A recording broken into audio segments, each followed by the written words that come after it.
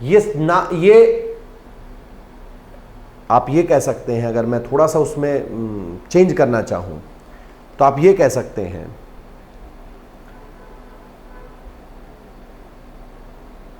इसको इस तरीके से याद रखो कि ये सबको ब्लड दे सकता है, लेकिन लेने की जब बारी आएगी तो बॉम्बे ब्लड ग्रुप वालों से ही ये ब्लड ले सकता है।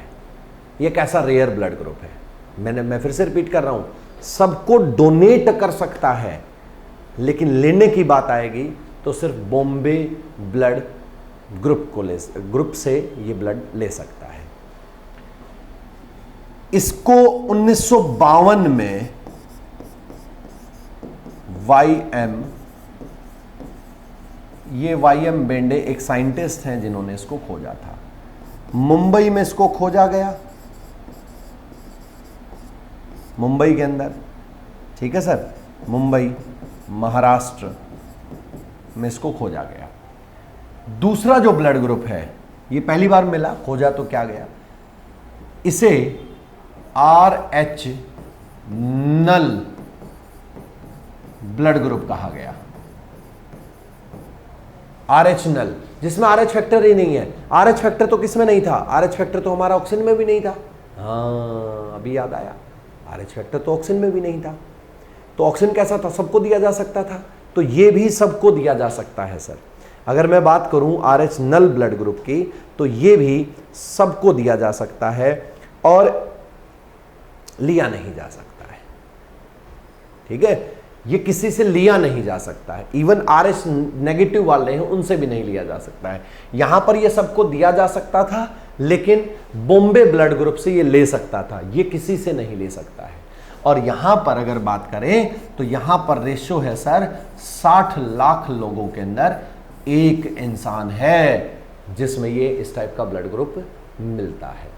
अब मैं अगर आगे चलूं तो सर इसको 1961 के अंदर ऑस्ट्रेलिया के अंदर ये मिला था। अब आप कहेंगे सर ये तो बहुत पुरानी बातें हैं, कुछ ताजा बताओ, हमारे लिए तो वो चीजें जरूरी है। तो यहां पर देखिए सर, नंबर 3 मैंने कहा ये बॉम्बे से ले सकता है, बॉम्बे ब्लड ग्रुप, ये किसी से भी नहीं ले सकता है। और एक मिला है सर इनरा ब्लड ग्रुप, INRA, ये IN से इंडिया और RA से उस पर्सन का नाम था, इनरा ब्लड ग्रुप। ये भी बहुत रेयर ब्लड ग्रुप है, लेकिन इसको 2016 में खोजा गया था सर, गुजरात के अंदर। 2016 में गुजरात के अंदर सूरत में इसको खोजा गया था सर।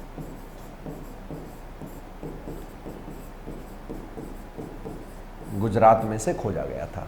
अब मैं अगर बात करूं यहां पर, बहुत आराम से समझिएगा, इसके बारे में WHO रिसर्च कर रहा है और पूरे विश्व में कितने इंसान अब तक इसके हैं, कितना इसके बारे में, वो चीजें अभी WHO हमें बताने वाला है सेंस। अभी इसके बारे में कोई भी ऐसी चर्चाएं नहीं आई है। अगर एक और मैं बात करूं, 4th नंबर, ये अभी बिल्कुल लेटेस्ट है, EMM नेगेटिव ब्लड ग्रुप, ये अभी मिला है सर। और कब मिला है ये भी बता देता हूं, 27 जुलाई 2022 को फाइनल अपडेट इसका आया था, EME ब्लड ग्रुप। इसके बारे में भी WHO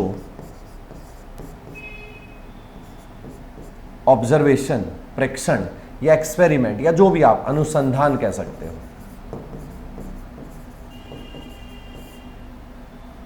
अनुसंधान कर रहा है, एक्सपेरिमेंट कर रहा है, बताने की कोशिश में लगा हुआ है कि इस ब्लड ग्रुप के अंदर क्या क्या होता है। आप लोगों ने आज तक सिर्फ 4 ही ब्लड ग्रुप पढ़े थे, आज आप 8 ब्लड ग्रुप पढ़ चुके हो।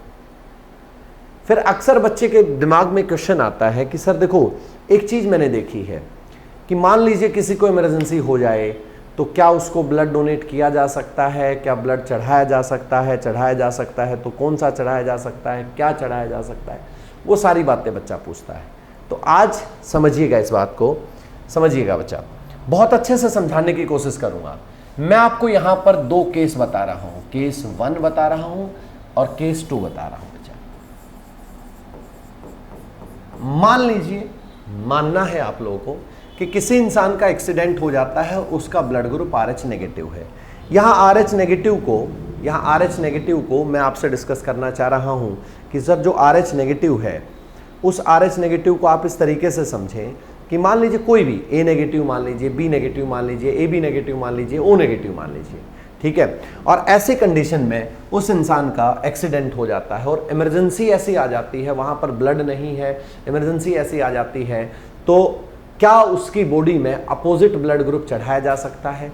जी हां, एक बार जिसकी बॉडी RH नेगेटिव की बॉडी है, या मान लीजिए ये एक बॉडी है, इस बॉडी में एक बार RH पॉजिटिव ब्लड चढ़ाया जा सकता है।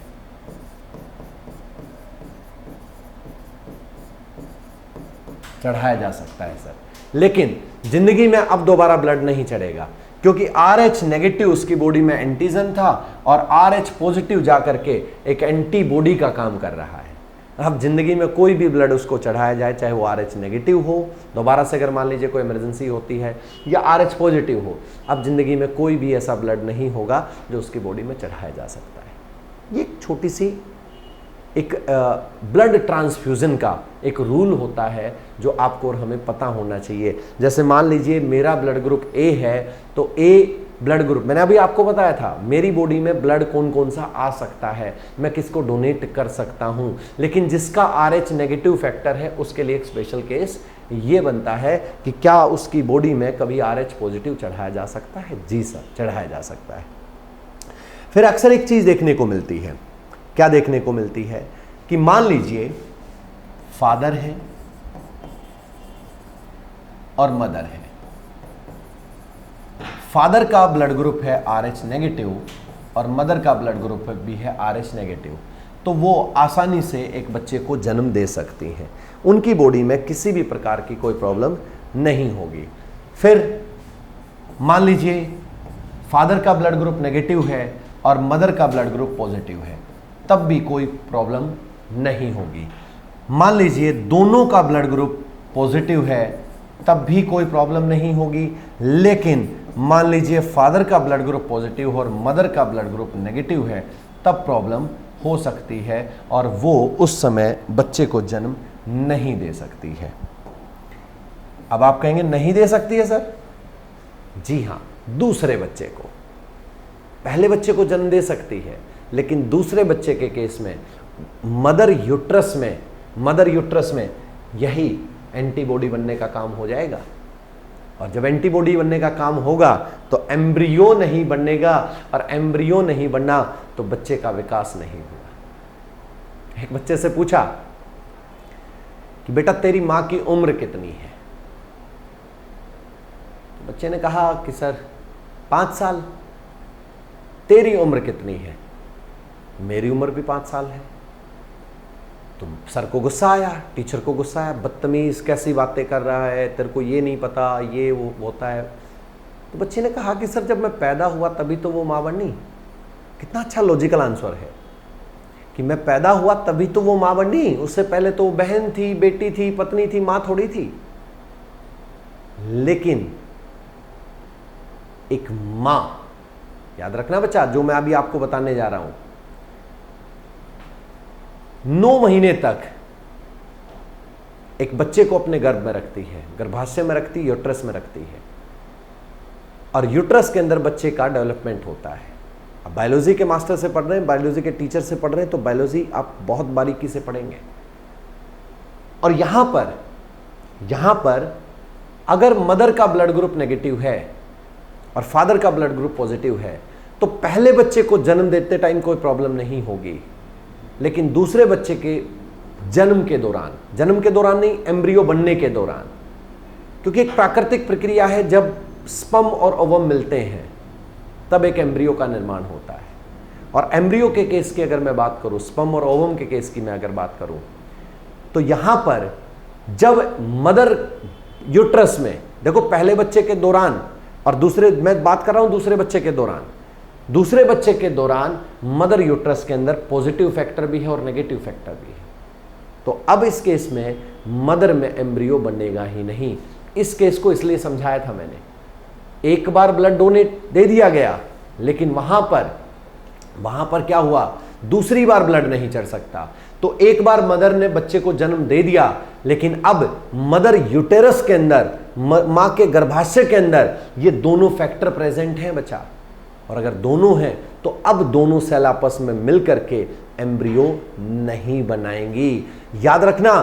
अब आप कहें कि सर हमें क्यों बताया जा रहा है, क्योंकि यहां से एक क्वेश्चन बनता है, जब मदर को इस टाइप की प्रॉब्लम आए तो इसे मेडिकल टर्म के अंदर एरिथ्रोब्लास्टोसिस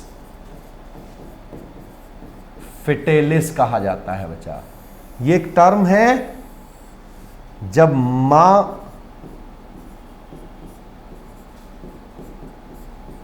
का ब्लड ग्रुप नेगेटिव हो। ठीक है सर। लेकिन कई बार अब देखो, आप कहेंगे कि सर साइंस इतना डेवलपमेंट कर चुका है, क्या इस बीमारी का इलाज नहीं है? अब आ गया, लेकिन इस टर्म को हमें पढ़ना पड़ेगा। और क्या इलाज आ गया?